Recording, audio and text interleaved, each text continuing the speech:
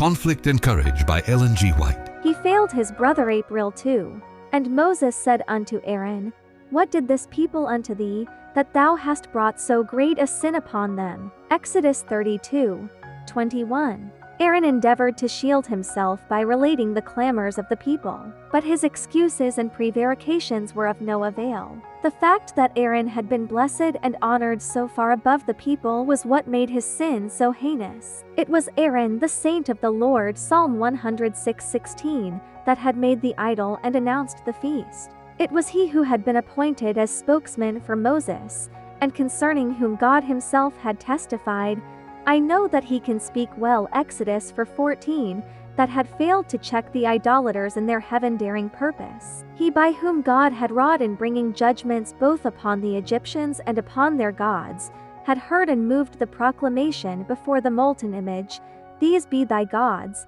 O Israel, which brought thee up out of the land of Egypt.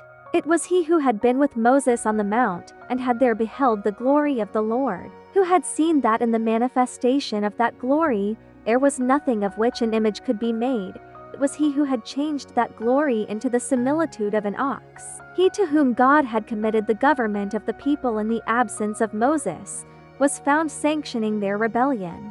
The Lord was very angry with Aaron to have destroyed him, Deuteronomy 9:20. But in answer to the earnest intercession of Moses, his life was spared, and in penitence and humiliation for his great sin, he was restored to the favor of God. If Aaron had had courage to stand for the right, irrespective of consequences, he could have prevented that apostasy.